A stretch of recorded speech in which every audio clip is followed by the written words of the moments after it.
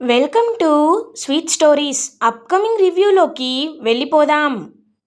చామంతి అండ్ చంద్రిక ఇద్దరు కిచెన్లో వర్క్ చేసుకుంటుంటే హర్షవర్ధన్ అప్పుడే న్యూస్ పేపర్ చూసి, అమ్మ చామంతి, బార్ కౌన్సిల్ నోటిఫికేషన్ అనేది వచ్చింది. ఫైనల్ ఎగ్జామ్స్కి నువ్వు అప్లై చేసుకోవాలి కదా, కాబట్టి నువ్వు బాగా చదువుకోమ్మా. ఇంకొక వారం రోజుల్లోనే ఎగ్జామ్స్ ఉన్నాయి కాబట్టి నీకు ప్రేమ్ కూడా హెల్ప్ చేస్తాడు అని చెప్పడంతో చాలా హ్యాపీగా ఫీల్ అవుతుంది చామంతి. ప్రేమ్ కూడా ఏదైనా టాపిక్స్ అర్థం కాకపోతే నేను చెప్తాను చామన్ అంటారు. కానీ అదంతా విన్న నిషా చాలా జెలస్గా ఫీల్ అవుతుంది. ఫీల్ అయ్యి, అంకుల్ ఏంటంకుల్ మీరు మాట్లాడేది?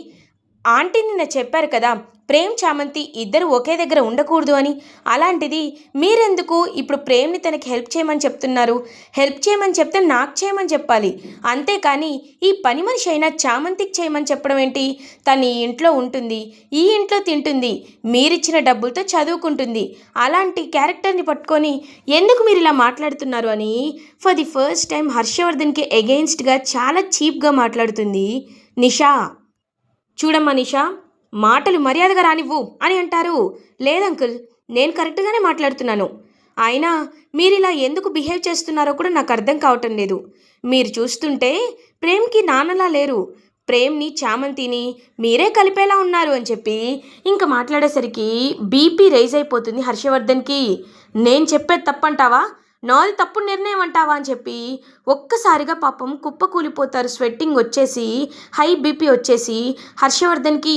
ఇంకా చామంతి వెంటనే నిషాతో, చూడండి నిషా అమ్మ, మీరు ప్రెగ్నెంట్ అయ్యారు, దానికి కారణం ఎవరో తెలియకుండా ఇంకా క్వశ్చన్ మార్క్ లాగే ఉంది. ఇక్కడే అర్థమవుతుంది మీ క్యారెక్టర్ అంటే ఏంటో. అలాంటి మీరు అయ్యగారిని ప్రశ్నిస్తారా అని అంటుంది చామంతి. ఇంక చంద్రిక కూడా, బాబుగారి ఆరోగ్యం తర్వాతే నాకు ఎవరైనా, బాబుగారి ఆరోగ్యం జోలికి వస్తే ఎవ్వరిని ఊరుకోను అని అందరికీ ఎదురు చెప్తుంది చంద్రిక. వెంటనే నిషా, ఈ పని వాళ్ళిద్దరిని బయటికి గెంటేస్తే కానీ నాకు మనశ్శాంతిగా ఉండదు.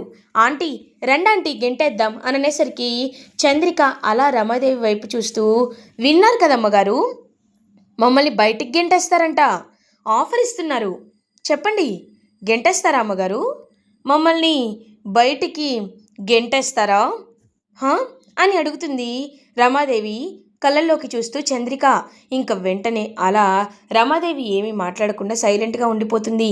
ఏంటంటే ఆ పని మనిషి బెదిరించడం, మీరేమో సైలెంట్ అయిపోవడం, అసలు ఏం చేయాలనుకుంటున్నారు అని అంటారు. ఎందుకు ఇప్పుడు నిషా?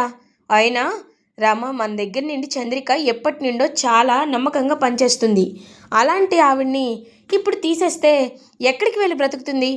అయినా తను ఈ ఇంట్లోనే ఎప్పటి నుండో ఉంటుంది కాబట్టి ఇక్కడే ఉండనిద్దాం. ఇంకా చామంతి అంటావా, చామంతి గురించి నేను చూసుకుంటానంటున్నాను కదా, వెళ్ళిపో నువ్వు అని చెప్పి అందరినీ లోపలికి పంపించేస్తుంది. ఇంకా అలా పాపం హర్షవర్ధన్ని డాక్టర్ చెక్ చేస్తారు. ఆయన ఎక్కువగా స్ట్రెస్కి ఫీల్ అవ్వకూడదు, ఒకవేళ ఫీల్ అయితే ఇదిగో ఇలాగే సడన్గా ప్యానిక్ అయ్యి బీపీ హైగా పెరిగే ఛాన్సెస్ ఉంటాయని చెప్పి ఇంకా పాపం చెప్పేసి అక్కడి వెళ్ళిపోతారు డాక్టర్స్ అయితే. ఇంకా అలా హర్షవర్ధన్ వైపు చూస్తూ చామంతి, అయ్యగారు మీరనుకున్నట్టు, ప్రేమ్ బాబు అనుకున్నట్టు, మా నాన్నగారు అనుకున్నట్టు నేను ఖచ్చితంగా లాయర్ అవుతాను, ఎగ్జామ్స్ బాగా రాస్తాను అయ్యగారు అని పాపం మనస్ఫూర్తిగా కోరుకుంటుంది చామంతి. అమ్మ చామంతి, అప్పుడు చెప్పాను, ఇప్పుడు కూడా చెప్తున్నాను, నాకు ఎప్పుడు కూతురు లేదు అనే ఒక లోటు ఉండేదమ్మా. కానీ నిన్ను చూసిన తర్వాత నాకు నిజంగా కూతురంటే నీలాగే ఉండాలి అని అర్థమైంది. చాలా అంటే చాలా సంతోషంగా ఉందమ్మా. నువ్వు లాయర్ అయితే మీ నాన్న ఎంత గర్వపడతారో నేను కూడా అంతే గర్వపడతానమ్మా చామంతి అని అంటారు హర్షవర్ధన్.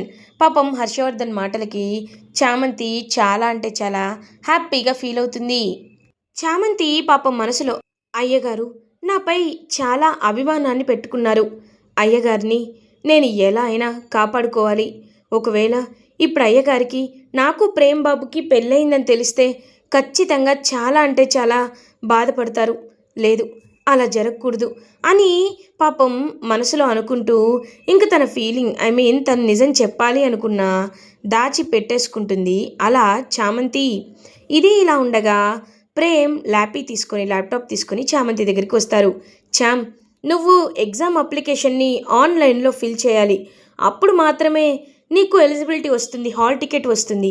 ఈ మధ్య అంతా ఆన్లైన్ అయిపోయింది కదా చామ్, అందుకే హాల్ టికెట్ కూడా నువ్వు ఆన్లైన్లోనే తీసుకోవాలి చామ్ అని అంటారు.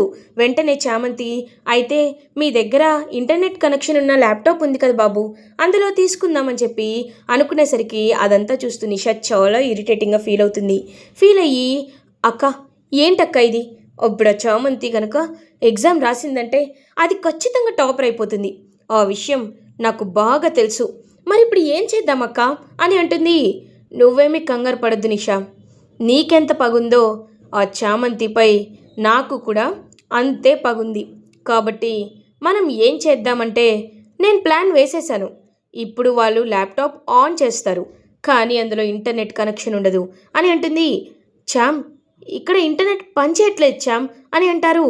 ఇంక వెంటనే అలా వేరే వైపు చూస్తారు. ఎందుకంటే ఏదైతే రౌటర్ ఉంటుందో ఆ రౌటర్కి కనెక్షన్ తీసేస్తుంది కావాలనే రోజా.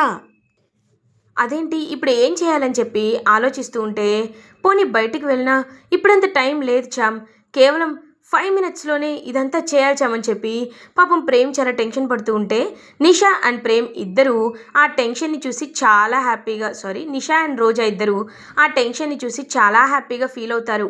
కరెక్ట్గా అప్పుడే చామంతికి ఒక ఫోన్ కాల్ వస్తుంది. ఎవరో కాదు, చామంతి వాళ్ళ ఫ్రెండ్ అనమాట. ఆ రోజు లాలో కేస్ వాదించి చామంతి వాళ్ళ ఫ్రెండ్ని కాపాడుకుంటుంది కదా తాను. ఇంక తను ఫోన్ చేసి, హలో చామంతి, హాల్ టికెట్కి అప్లై చేసుకున్నావా, ఎగ్జామ్ అప్లికేషన్ ఫిల్ చేసావా అని అడిగితే, లేదు హేమ ఇంకా అప్లై చేయలేదు అని చామంతి జరిగిందంతా చెప్తుంది. ఓ, ఇంకా 2 మినిట్సే ఉంది. అయితే నువ్వు ఒక పని చేయి, నీ ID card number, Aadhaar card number నాకు పంపించు, వెంటనే నేను అప్లై చేస్తానని చెప్పి ఇంకా వెంటనే అలా చామంతి వాళ్ళ ఫ్రెండ్ అయితే అప్లై చేస్తుంది. ఇంకా ఒక్కసారిగా చామంతి ఎగ్జామ్ అప్లికేషన్ అయితే ఫిల్ అవ్వడంతో చాలా అంటే చాలా హ్యాపీగా ఫీల్ అవుతుంది చామంతి. ఇంకా అలా చామంతి ఎగ్జామ్ అప్లికేషన్ సక్సెస్ఫుల్గా ఫిల్ అవ్వడంతో రోజా నిషా మాత్రం చాలా ఇరిటేటింగ్గా ఫీల్ అవుతారు. అచ్చా, ఎలా అయినా ఈ దీన్ని ఎగ్జామ్ రాయకుండా ఉండాలి అనుకున్నాను, కానీ చూడు ఏం జరిగిందో అని చాలా కోపంగా ఫీల్ అవుతుంటే, నువ్వేం కంగారు పడకక్క, దాన్ని ఎలా ఆపాలో నాకు బాగా తెలుసు అని వెంటనే గుణాకి కాల్ చేస్తుంది నిషా. గుణాకి కాల్ చేసి, హలో, ఇంకొక వారంలో ఎగ్జామ్స్ తెలుసు కదా అని అంటారు. తెలుసు, కానీ నాకెందుకు చెప్తున్నావు, నేను ఎలాగో డబ్బులు కట్టి అన్యాయంగా లాయర్ అవుతాను కదా అని ఇంకా తను ఒక ఫేక్ సర్టిఫికేట్ పెట్టుకొని అవుతాను కదా అని చెప్పి చెప్తారు. కరెక్టే, నువ్వు ఫేక్ పెట్టుకొని అవుతావు, కానీ ఆ చామంతి ఉంది కదా, అది టాపర్ అయిపోతుంది. ఒకవేళ అది టాపర్ అయితే దాన్ని ఆపడం నీ వల్ల, నా వల్ల, ఇద్దరి వల్ల కాదు. ఆ విషయం నీకు బాగా తెలుసనే అనుకుంటున్నాను అని అంటారు. అవును, నాకు అర్థమైంది, కానీ ఒకటి మాత్రం నాకు అర్థం కావటం లేదు, ఇప్పుడు నేను ఏం చేయాలి అంటారు. ఏం చేయాలని నన్ను అడుగుతావేంట్రా, నీకు తెలీదా ఏం చేయాలో, ఆ చామంతి ఎగ్జామ్కి వెళ్ళకుండా ఆపు అని అంటారు. కరెక్టే, కానీ ఎలా ఆపుతాను, అర్థమైంది, నువ్వేమి కంగారు పడద్దు, నేనున్నానుగా, నేను చూసుకుంటానని చెప్పి ఇంకా అలా వెంటనే అక్కడి నుండి వెళ్ళిపోతాడు గుణ. ఇది ఇలా ఉండగా రోజా అటు ఇటు తిరుగుతూ ఆలోచిస్తూ ఉంటే కరెక్ట్గా అప్పుడే రోజాకి ఒక ఫోన్ కాల్ వస్తుంది. ఎవరా అని చూసేసరికి ఉపేంద్ర ఫోన్ చేస్తారు. హలో రోజా, ఏంటి ఈ మధ్య నాతో ఫోన్లో మాట్లాడటం లేదు అని అంటారు. ఏం మాట్లాడతాను, ఏం మాట్లాడతాను, నువ్వు నన్ను మోసం చేయాలనుకున్నావు కదా అని అంటుంది. మోసమా, నేనా, ఏమంటున్నారు యువరాణి గారు అని అంటాడు. ఏ షటప్, నువ్వెంత మోసం చేయాలనుకున్నావో నాకు బాగా తెలుసు. ఇంకా ఇంకా ఎందుకు అబద్ధాలు ఆడుతున్నావు, ఆ రోజు వచ్చింది కదా తను నీ మనిషే కదా అని అంటారు. ఎవరు ఎవరి గురించి మాట్లాడుతున్నారు, ఆ గీత గురించి నేనంతా ఎంక్వైరీ చేశాను, తను నీ గర్ల్ ఫ్రెండ్ అని తెలిసింది, అంటే నన్ను ఇంత మోసం చేస్తావా అని అంటుంది రోజా.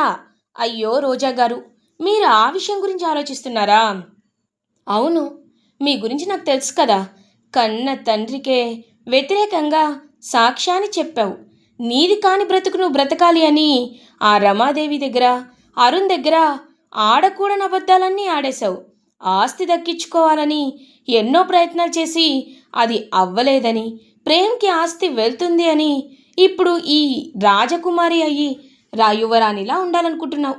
నీ గురించి నాకు తెలీదా రోజా గారు? అందుకే నా జాగ్రత్తలో నేనున్నాను. కానీ ఇప్పుడు ఈ యువరాణి మీరే అయ్యారు కదా అని అంటారు. చూడు, ఇప్పటి నుండైనా నాతో జాగ్రత్తగా ఉండు. విజయదశమి రోజు నేను ఖచ్చితంగా యువరాణి పట్టాభిషేకం చేసుకుంటాను, యువరాణి అవుతాను. అప్పుడు అప్పుడు నీ పని చెప్తాను అని కాల్ కట్ చేస్తుంది రోజా. అయ్యో, ఎంక్వైరీ చేసిందా? తెలిసిపోయిందా? అయితే ఏంటి, నా ప్లాన్స్ నాకున్నాయి కదా అని ఉపేంద్ర నవ్వుకుంటాడు. ఇది ఇలా ఉండగా గుణ ఏమో ఇంకా అలా అటు ఇటు తిరుగుతూ ఆలోచిస్తూ, చామంతి, నువ్వు ఎగ్జామ్స్ రాస్తావా? ఎలా రాస్తావో నేను చూస్తాను. నువ్వు ఎప్పటికీ లాయర్ అవ్వకుండా ఏడుస్తూ ఉండేలా